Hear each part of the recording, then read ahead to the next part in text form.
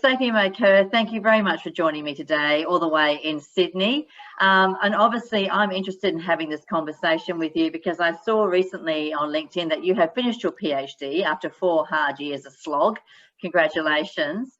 And it was all about families in apartments, which is a big kind of like, I guess, soft spot for me, because as we both know, 10% of Australian families actually do live in apartments.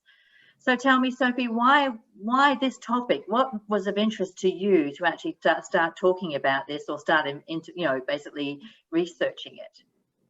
Yeah, so thanks so much for inviting me to talk about this. And before I begin, I would just like to acknowledge that I'm joining you from the lands of the Darul, Yuin and Wadi Wadi people in the Illawarra. And I'd like to pay my respects to the elders, past, present and emerging, and extend that respect to Aboriginal or Torres Strait Islander people listening today.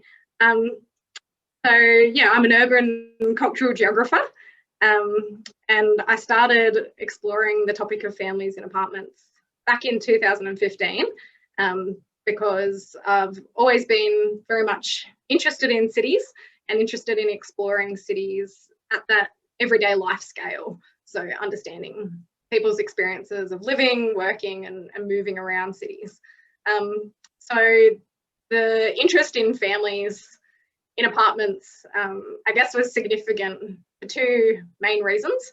The first of which you've mentioned is that we've seen a really rapid growth in this demographic over the last, decade or so.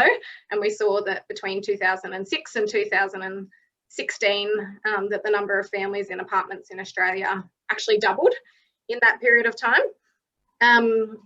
But one of the things that additionally makes this topic interesting is that the cultural norms in Australia haven't really kept pace with that shift in demographic. So while we've seen that there's been a really rapid increase in more families occupying apartments, that sits very much in contrast with traditional norms and expectations that families will live in detached houses. So I was really interested in finding out a bit more about what was driving this shift, what were people's experiences like in that setting. It's really interesting, isn't it? Because, I have people come up to me and say to me it's criminal to have children in an apartment. And I don't quite know what they mean by that, because, I live in a house and I have a backyard, but my kids actually don't go into that backyard. What they do is, if they use at all the pool, or they'll be in their room on their, machines, or otherwise they're down at the park. You know what I mean? So I understand. It's interesting when you say that we've had double in, families moving into apartments, and yet at the same time, we still have this very old-fashioned belief that we need to have a 4-bedroom, 2-bathroom house in order to be a happy family. And I'm saying, like you, that that's not necessarily the case. So tell me, how many families did you interview for your research? So it was very much qualitative social science research method. So I was focused on gaining an in-depth understanding into what everyday life in this setting looks like. So I had 24 parents from 18 different households who were involved. And the research methodology involved visiting these households in their apartments and having interviews and conversations with them, as well as doing home tours. So being shown around their living spaces and hearing those stories of what was working and what some of the challenges were that they were facing. Great. And so 4 years, so did you actually monitor them over a 4-year period to see how their experiences changed over that time frame? It's interesting because I didn't actually set up the study with a longitudinal approach in mind. So the majority of the data was collected back in 2016. But for a range of different reasons, parents did get in touch with me along the course of the project, at times responding to various media, different bits and pieces that they'd seen, or reaching out to let me know that their circumstances had changed and that they were no longer living in an apartment. So I kind of captured some updates along the way in that sense. Yeah. And then last year I did end up reaching back out to all of the families who were involved to get a bit of an update of where they were, how many people were still living in apartments versus how many had moved on to different dwelling types. Cool. So, you know, I did an Oracle apartment trial with Blackburn where we actually had people move in for a month at a time and try out the lifestyle. And I deliberately chose a number of families. And it was interesting because their experiences were extremely positive about moving into an apartment. They actually had more family time, less travel time, especially since most of them were actually working in the city. What were your findings from the research? Yeah, so I guess the positives are a good place to start because there are motivations and there are reasons that we are seeing this increase. And in my research, very much the motivations or the benefits that families saw were tied to these ideas of affordability, but also the lifestyle and locational benefits that you've mentioned. So it was quite common that families talked about making that trade-off in space in order to live in a particular location. So whether that was prioritising being closer to work or school, for some people it was an inner city or a beachside lifestyle, or finding a dwelling that was affordable in the suburb that they wanted to live. So there were some people in my sample who were restricted to apartment living on the basis of affordability, but the majority of the sample that I worked with was actually a middle class demographic, many of whom acknowledged that they could afford a house in a different location, but that they were prioritising apartment living for those different reasons. So I guess there's significant implications of these findings in terms of thinking about how we plan for families in cities. And they show, firstly, that a lot of those marketed benefits that we hear tied to apartment living around things like proximity and lifestyle do appeal to families, as well as singles and couples and other demographics. So that really signals the importance of recognising within our planning that we need to take families into account in this space, both in terms of the apartment dwellings themselves, but also the wider environments and thinking about things like green space and planning for schools in the area and other family-friendly amenities. So they were the findings, I guess, around that topic of motivations, or what was driving people to live in their apartments. But what kind of transpired after people were in these dwellings was a bit more of a complex story.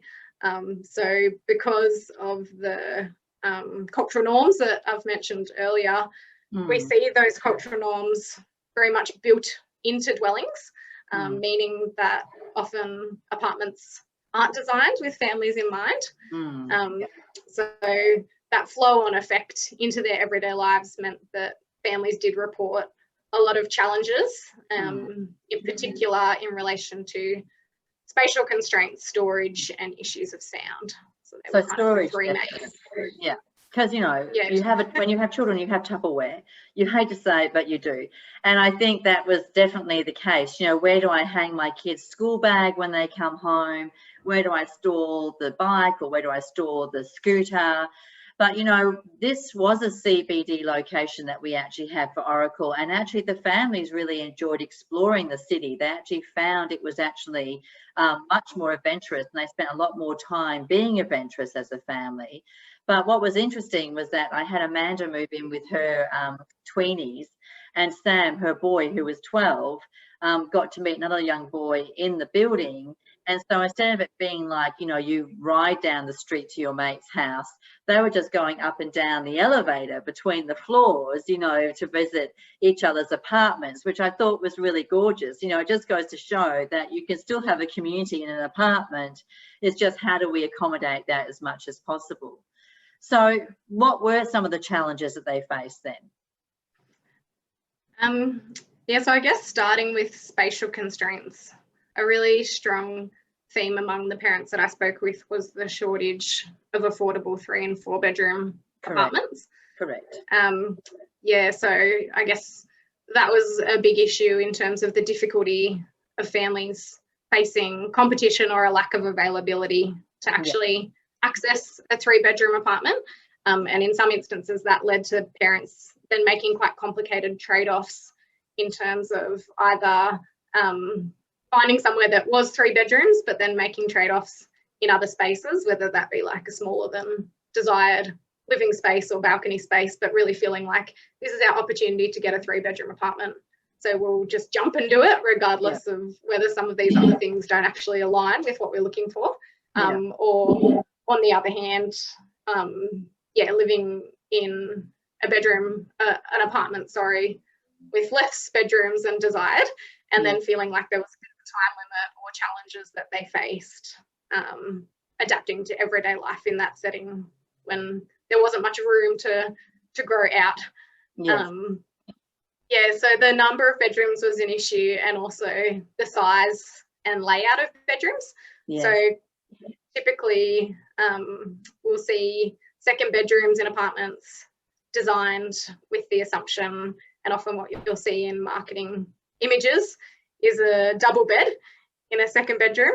But families, when they were trying to, for example, fit in 2 single beds plus play space or children's storage, that quite often with the layout of the way that the bedroom was designed, whether that be where the door, wardrobe and window was, in some instances it was actually impossible to find that configuration to fit 2 single beds into some of those rooms. So one of the workarounds that some families had was that they gave their children a larger bedroom, which enabled them to use that space for sleep as well as play, because that was another really strong theme, was that every single space in the apartment was used for multiple purposes. So there was this constant movement and shuffling of space for different needs across the day and across the life course. While families did have strategies to adapt to some of those spatial constraints and challenges, they often required a lot of material and emotional labour, a lot of effort from parents to be changing that space. So there's some of the findings in relation to space, and I guess related to that is that topic of storage that we touched on. So recognising that children and families come with an overflow of things, prams, bikes, toys, Tupperware, the list goes on, boxes of clothes stored for a second children. Families really struggled with not having appropriate internal storage space and also external. So families that did have lock-up garages really valued that space. And there were stories of families who had kind of moved to another apartment, prioritising that garage over what they'd previously had, which might have been like a beachside view or something, but for them it was more important to prioritise that storage. And then the third really key finding and tension that families faced related to sound, and in particular tensions with neighbours. Again, we know that the sounds of children are very difficult to predict, they're difficult to control. So families were faced with this really delicate and difficult juggling act of wanting to allow their children to be children, which comes with noise and play and tears, but also they were ever conscious that they were sharing walls and floors and ceilings with neighbours. So it was this really delicate and emotional juggling act of trying to be a good parent and trying to be a good neighbour. And those two things, regardless of how much effort parents put in terms of trying to reduce those sounds, in a lot of instances that sound persisted and continued to be a tension despite the strategies that they'd put in place. And listen, that was so important with the Oracle study, because of course this was a brand new building, whereas some of these people would be living in older buildings. And I had a lot of the people say to me, I can't believe how private it was, like in terms of they didn't hear their neighbours, they walked out into the hallway, they very rarely saw their neighbours even on the same landing they were on. And they actually felt like they didn't actually have to compromise. So I think that's really key, isn't it? If you are looking to move into an apartment, just make sure that you can have the opportunity to actually see if there's going to be any kind of like noise intercept going on between the two, because I think you talked about the fact that there was someone who actually even had a neighbour thumping on the wall telling them to keep their child or baby quiet while the baby was crying. And that, you know, as a new parent, you have enough stresses on your life, let alone having to worry that your neighbour can hear your kids. Yeah, that's exactly right. And yeah, noise was something that was at the front of every parent's mind, causing that anxiety. But yeah, as you mentioned, there were some more extreme examples where that was really impacting on parents' emotions on a daily basis when those tensions had reached that point, and impacting on the neighbour as well from their side of things, and that lack of harmony between the two. And there is this diversity in this space. It's really important to account for that in all aspects of design. So whether that be mandating appropriate soundproofing levels in new builds, or thinking about what we can actually do to retrofit older dwellings to be more soundproof. I think they're both really important considerations. Well, I do think the National Construction Code definitely has now a requirement with soundproofing and with, you know, acoustics, which is great. And in fact, in the education kit, one of the questions I actually have buyers actually asking a developer is, have you had acoustic testing done, and can I see that report? Because I think that's very important, you know, because a lot of people, you know, we actually have done research that shows up to 60% of people are unsure about moving into an apartment. And, you know, noise and the small space and height, they're all factors that people have to take into consideration. So, you know, definitely you want to be armed before you think about, you know, which apartment would suit me best. Now let's go back to storage, and this kind of leads me on to my next question about, you know, what can we start to do to actually change, you know, design and actually make sure that we are catering for families. And I remember speaking at a conference last year in South Australia when we were able to move freely between states. And I had a developer come up to me afterwards and said, well, I keep building 3-bedroom apartments, but all of the baby boomers keep taking them. And I was like, well, that's no surprise. And I said to him, but maybe if you put a basketball court at the front of the building as a, you know, like an amenity at the front, maybe the baby boomers would stay away, and that would allow the families to actually start to think about moving in. But I actually had a look at some designs, and one of the designs that I really liked, in fact, was an apartment that actually had bench seating all around the windows, and of course underneath there was actually storage tubs that you could actually then put the kids' toys, and then it also, that bench seating became seating. And I thought to myself, why have we not seen this before in designs? You know, what it's not earth-shattering, so why aren't we seeing something like that? What do we need to see more of, do you think, Sophie May? Yeah, so I think that's a really good point, in the sense that there are lots of innovative kind of design guidelines out there that do exist that we need to see more of. And I think that implementing more of those different types of things needs to start with the mindset of moving beyond seeing apartments as housing supply to seeing apartments as homes, and really thinking about, you know, with every aspect of that dwelling, are we building this to take into account the needs of a diverse group of people across the life course? So whether that be children, singles, couples, older people aging in home, some of those universal design principles, if we're to implement more of that from the beginning, it's not going to make the apartment less desirable for anyone. It's going to be valued more across the board, but it is going to mean that, you know, we're not pushing certain demographics out of being able to you know, inhabit or make their homes in these spaces. So I think we do need to see mandated provision of more 3 and 4 bedroom affordable apartments. And very much, as you mentioned, what we often do see is that the 3-bedroom apartments are at the luxury end of the market, and that they do exist in that smaller supply. Alongside that, the layout of dwellings, again, just needs to consider different configurations and consider some of that flexibility taken into account in the design of a space that doesn't fix it to be used for only one purpose, recognises that that space might shift across the life course of somebody living in there. Storage, again, I think is really key, both within the apartment And as you mentioned, making use of usable wall space and building in storage where possible, if that's having a wider entryway that allows, you know, appropriate place to store a pram so that it's not just left a small hallway. You know, bag storage at the entryway is really important. And I think, yeah, also looking at those options for external storage where possible as well. The majority of people were using their car space and lock-up garages for storage more so than parking their car.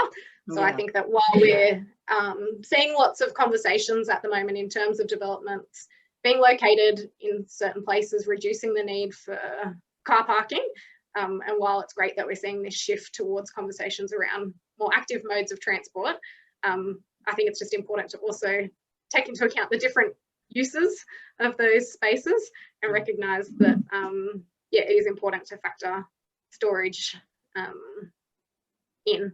And as you mentioned, the design of communal spaces as well. So if we're stepping outside of the apartment, thinking about what exists on the common property, and beyond the design side of things, thinking about the governance and the cultural norms that exist about who is made to feel welcome in those spaces, because that's another really key part of this. And those long-standing cultural norms is that families are still made to feel like they don't belong. So even where there were instances where families were living on a property that had quite a decent communal space, so whether that was a big grassed area at the back, quite often there were tensions about families actually using that space. There were parents that got in touch with me via email and shared stories about discrimination that they were facing within their strata committees, trying to implement more family-friendly amenities into those spaces.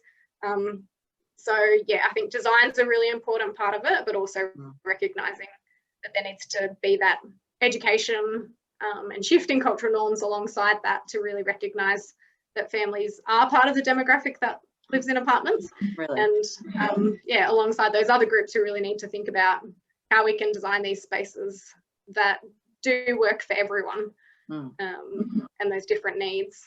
So. Yeah. Well, we did an apartment trial with Mirvac, actually, with their Forge apartments, and we actually had a young family move in, and they actually were living in Wallen, which is like an hour-and-a-half commute from Melbourne CBD, and the husband was commuting in every morning and commuting out every afternoon. And the wife, who was highly intelligent, they moved out there so their kids could have this backyard, but she was going completely potty. Like, she was actually going beside herself, and she was saying to me, Sam, the highlight of my week is library time, to go and do story time at the library. And we moved her and her husband and her 2 children, who are both under 5, into Forge apartments, and they actually had a grassy knoll out the front. They had a swimming pool within the actual strata precinct. You could walk into the CBD from there, and after the month, we saw a totally different woman with that mother. And she was so happy and she was so content. And because she was happy and content, the whole family was happy and content. You know what I mean? So I think it's very important that you don't actually sacrifice quality of life to have a backyard. What do you think? Yeah, and I think that, that's an experience that's shared by lots of people. And we know that there are lots of benefits and things that work differently for different families in terms of what their priorities are, whether that's proximity over that space. And it was interesting, like there were a couple of families who, when I did my follow-up conversations last year, were no longer living in their apartments for a whole variety of different reasons. But there were a few people within that cohort who said that they did really miss that proximity. And, one woman in particular who said no amount of space will ever make up for being able to have all these things on my doorstep. But yeah, very much in order for those benefits to be able to be realised by a wider number of families, we need to see that planning take their needs into account in those other spaces so that it can actually be a longer term housing option. because we know that, you know, we're seeing a very rapid rate of apartment development in Australia at the moment. But it's, I think, really vital to kind of question the longevity of that stock, and really question whether it does take into account a diversity of needs, because those buildings that we're building at the moment will remain in our landscape for a long time. So we really, you know, want to be getting it right at this point in time and thinking about, you know, how can a wide demographic capture those benefits, because otherwise we are left with housing stock that only suits people for a period of their lives. Correct. Before those challenges do become too much, and people lose some of those benefits that they might have been drawn to in the first place. And I know for a fact that when I was talking to Amanda, after she actually stayed for the month, and we were talking about how we could possibly design an apartment for a family, she was saying that she would prefer a longer apartment with the sleeping spaces were actually away from the living space, so that, you know, once the kids went to bed, mum and dad could watch the TV and not think about disturbing the kids. And she talked about the need for a ball handling space, whether it was square ball or something like that, you know, a basketball court, and actually not having a playground or a playroom area on the rooftop, actually having it on the ground floor, you know, so that, you know, you don't want to go up with your children, especially if they're young, to the rooftop and then be constantly worrying about where they are and if they're going to fall off the rooftop. Balls going over the edge. So, but why is it that we have not been then focused? Because I've just looked at Melbourne. Melbourne's got another 25,000 apartments coming onto the market in the next 5 years. That's a lot of apartments, right? And I know the state government in WA is looking at actually trying to increase our apartment ratio to house ratio to 47%. So why is it that government's not actually giving priority to families? What do we have to do, Sophie May, to make this heard? I think education and, you know, shifting those norms more broadly are a really big part of it. There is research that shows within the property and development industry that a lot of the people who are actually designing and building dwellings still have that stereotype or assumption that it's a space that's undesirable for families. So we're seeing this repetition of these norms then flowing through into the types of dwellings that are built that continue to create challenges and make apartments less desirable for families. It's a bit of a self-fulfilling prophecy in that sense. But I think it's a really opportune time to have more of these conversations, because as we've seen, we are in the midst of rapid development, and that's coinciding with this shift in demographics. And I think in the current circumstances at the moment, with everything that's happening with the pandemic, homes are forefront of people's minds. So all of us across the country and across the world have suddenly had to turn inwards and see that our homes are the spaces that we have been living, that our children have been playing, that we've been working from, this whole mix of things occurring under one roof. So I think in lots of senses that for people that's really shone a light on the importance of designing apartments as homes. And, you know, thinking about those different needs. And I think, more than anything, it's just an opportune time for us to have more of these conversations, to get the voices of families out there. They're the ones who actually have that lived expertise that we should be listening to and learning from, to inform future development, so that we're not just seeing a repeat of these same challenges. That we should be learning from their experiences, learning from other places around the world that have been doing this for a lot longer than us, and where it is more of the norm, because otherwise it's quite problematic. Implications of not getting that right. Yeah, I agree with you. And the thing is that, you know, it's interesting how some people still have the perception that, you know, people who buy apartments are young singles or young couples or baby boomers. They don't realize that there's a whole spectrum. In fact, I had a 72-year-old and a 75-year-old move into the apartment, and, you know, they loved that lifestyle, and it actually had a significant impact on their mental well-being and their mental health let alone then everything else, you know. And at that age, you really want to be actually enjoying life still. You've still got a long life ahead of you. But so for me, I think I would actually, you know, we talk about transit-oriented development. I would like to see a family-oriented development. And I've been talking to Pete Tinley about that. I don't think he quite understands what I mean, but I think, you know, it'd be really lovely to actually see the first dedicated family apartment block built, focused on actually providing affordable, you know, options. And here in WA, Finbar have actually provided a 3-bedroom apartment for $660,000 on a train line in Maylands, which is like 3 k's from the CBD, within like a village atmosphere, and that is fantastic. But that's probably the first one I've heard of here in WA. We do need to be providing more storage. We do need to be providing, you know, better living spaces, and also then obviously amenities that actually suit that family lifestyle. So Sophie May, what do you think is going to happen in the future? Are we going to see more family-oriented developments, or are we going to still have to struggle and actually try and fit them in between the investors and the young and the old? I'd like to be optimistic and I hope that we're going to see a shift. I think the alternative is just really problematic. As you mentioned, apartment stock is going to be making up a much higher majority of our housing development moving forward. Yeah. So if we don't start to implement some of these principles and learn from families' experiences who, you know, in the Australian context are on the forefront of this shift. So these experiences that I've captured and that others have capture a moment in time that I hope that we can learn from as we move forward, because otherwise we will continue to see an increase of families living in apartments regardless.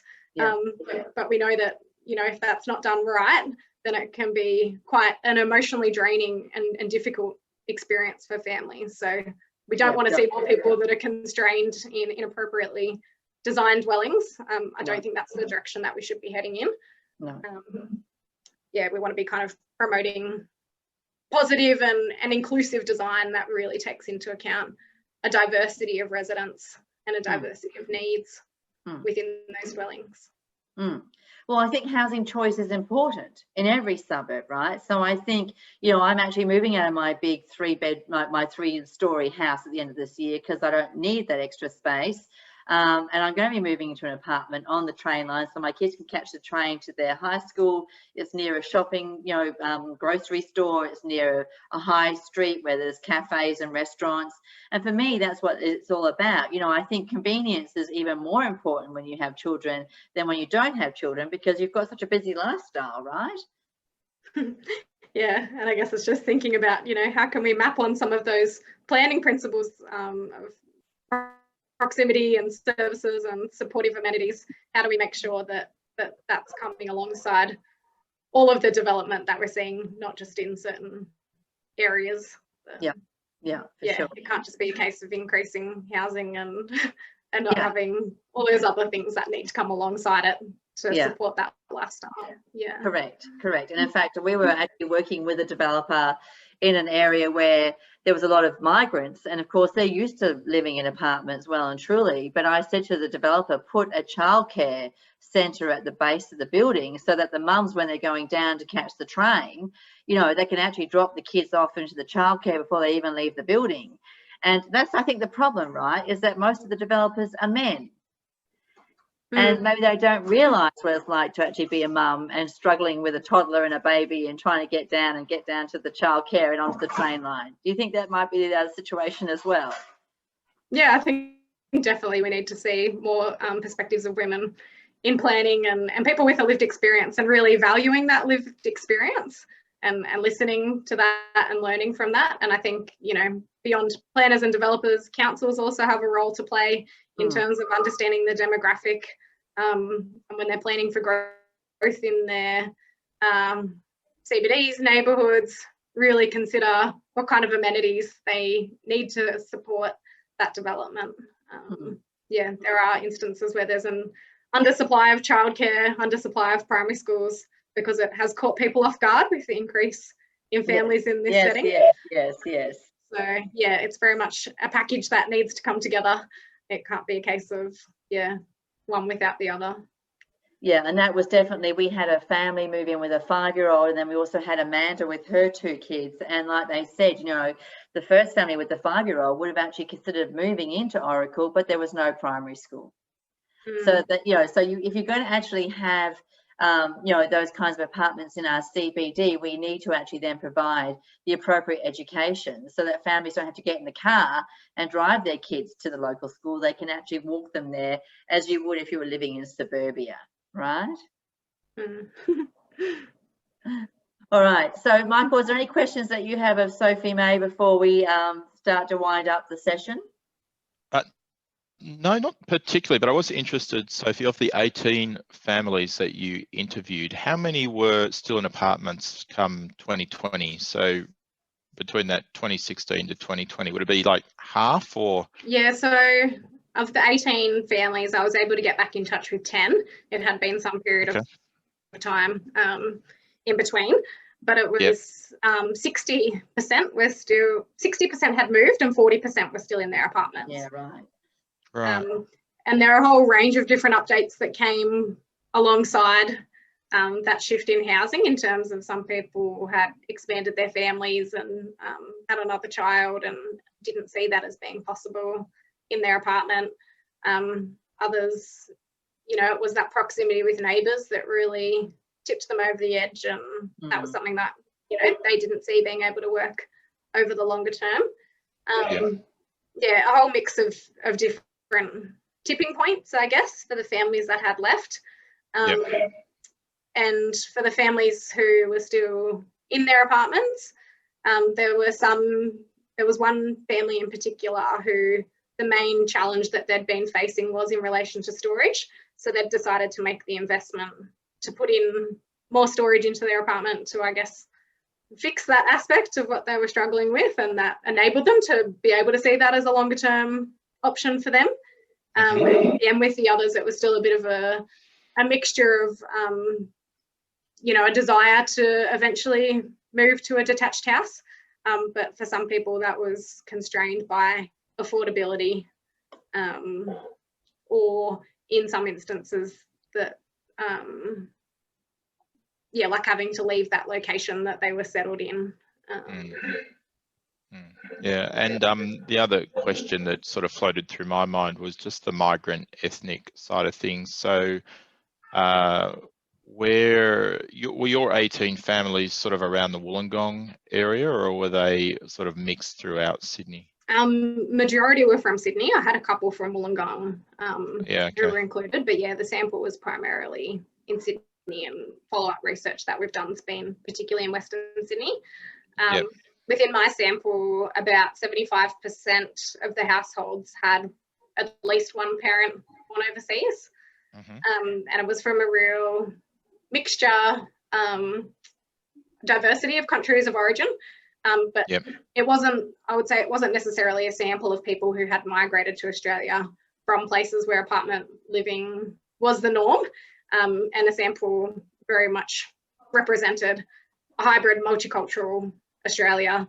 And the thing that they kept coming back to and that they had in common did relate to those Australian housing norms and that experience of feeling like it was less the norm in the Australian context. Yeah, it's an interesting one, isn't it? There does seem to be a feeling that if you're living in an apartment, somehow it's a second-class choice, a housing choice. But, you know, for the 3 bedrooms over here, Sophie May, we're paying over $1 million. So I don't see how that is a second-hand choice. But there is a bit of a snob factor around living in an apartment. And it's unfortunate because at the end of the day, it's what actually suits you, right? It doesn't matter what it looks like. It's what actually makes you feel like you actually are safe at home, correct? Yeah, definitely. And that was certainly something that families reflected on, was that they felt like there was this stigma attached to living in an apartment, and that there was this assumption that it was a temporary stage or that it was less than. There were parents who had comments from family members along the lines of like, I can't believe that you're paying this much for an apartment, attached to that, that idea and assumption. And I think, again, that's just part of that shift that we are still finding our feet in the Australian context with apartment living, and it hasn't traditionally been the norm, and it's increasingly becoming more common. So I think that we'll see that shift as more people choose to or are constrained to apartment living. Yeah. I met a family last year in Melbourne, and they were actually the wife with the child was saying to me, I don't know how my mum and dad coped on a 1/4 acre block with 4 kids running around doing all the sports and maintaining the property. She said, by the time I finish my working week, the last thing I want to do is be maintaining a 1/4 acre property. And Amanda, when her and her hubby moved in with the kids, there was a pool at Oracle, and she said to me how nice it was for them to go to the pool and actually just get in the pool to swim. Whereas normally her husband would be cleaning the pool, and there was less interaction between the family members because there was all these duties to be done on the weekends. So there's a lot to be said for the minimalist lifestyle that apartment living can provide you. And our research last year showed that people don't move into an apartment because the kids have left home. They move into an apartment because it's convenient. So it's lifestyle, not life stage. Michael, any other last thoughts or comments? No, I would agree with that, though. I think people will move where it makes sense to move in some ways. So it is a changing landscape at the moment, and there probably is some preconceptions around apartment living, which will just change over time. But the challenge is making it a destination or a home that makes sense for people, and whether that's convenience or size or storage or acoustics or all the things that Sophie May has spoken about. I think once it makes sense, if it's good enough, it'll be good enough. So if you're kind of weighing up a townhouse versus a small house versus an apartment, you'll go where it makes sense for your family, and I think it's probably just a changing landscape at the end of the day. I agree with you. Yeah, and I think that's a really important point in terms of recognising the importance of having that choice and diversity in the housing stock, that we're not just building all of this particular type of dwelling with the assumption that will suit everyone. There needs to be that mix and that choice. We need to see that missing middle of medium density, human scaled kind of development to be part of this story as well. Correct. Well, Sophie May, I very much appreciate your time today, because you and I are both passionate about families and apartments and about changing that stigma and actually providing more choice so that families can feel comfortable and can stay there for the longevity of the duration of their children's growth, rather than having to chop and change because of the size and also then, not being able to accommodate their kids' requirements. So thank you again for joining us. Thank you, Michael, for joining us as well. It's a pleasure. I feel like I've had an audience, like a private presentation from yourself and Sophie May. It's been very interesting. Thank you. Yeah, thank you so much. And I realise that, Sophie May, it's probably quite late where you are at the moment, so thank you for that. Yeah, it's 8:30. I didn't realise it was 3 hours time difference. I actually went to say, what time is it? It was like, oh, it's 3 hours. When did daylight saving come into you guys?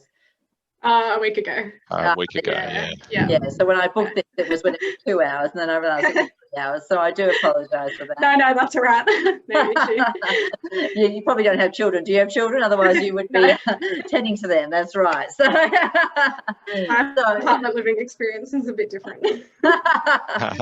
So Sophie May, please stay in touch with us. I think between you and I, we're definitely going to champion some changes on this whole discussion about families and apartments. And I think, if we're seeing that it's been doubled from 2006 to 2000. I think we've lost Sam. Have we? Oh, no, she's. Yeah. No, we just lost you for a second there, Sam. Okay. I think you were in the process of winding. So we were saying that, if it's doubled from 2006 to 2016, then it's only going to double again, don't you think, between 2016 and 2026? It will be interesting to see what the latest stats are in the next census. Correct. I would imagine, that the growth's continued. Correct. Well, thank you everyone for joining us today. Thank you, Sophie May. I really appreciate everything you brought to our discussion today, and I certainly am very glad that we're starting this dialogue and we're starting the education process, and let's see if we can't get that family-oriented development done in the next 5 years. That would be really awesome, wouldn't it? It would be. Thanks for the Very opportunity. good. And yeah, very happy if you share the presentation. If people want to reach out with questions, I'm happy for you to pass on. I will put your contact details at the end. Yeah. Yeah, hopefully continue the conversation. Lovely. And of course, I couldn't do this without my sponsors. So thank you again to all my sponsors for actually helping me actually continue to do this dialogue and continue to actually have these kinds of webinars. So thank you, Sophie May. Thank you, Michael. And I will send you out, Michael, that invite for the 22nd of October. If you can make it, I hope you can, then we can start talking to Pete Tinley about subsidising that build to rent option as well. Fabulous. Thank you, Sam. Thank you very much. Thanks very much. All right, guys. Okay, then. Thank you, Sophie May. Thanks very much. Bye.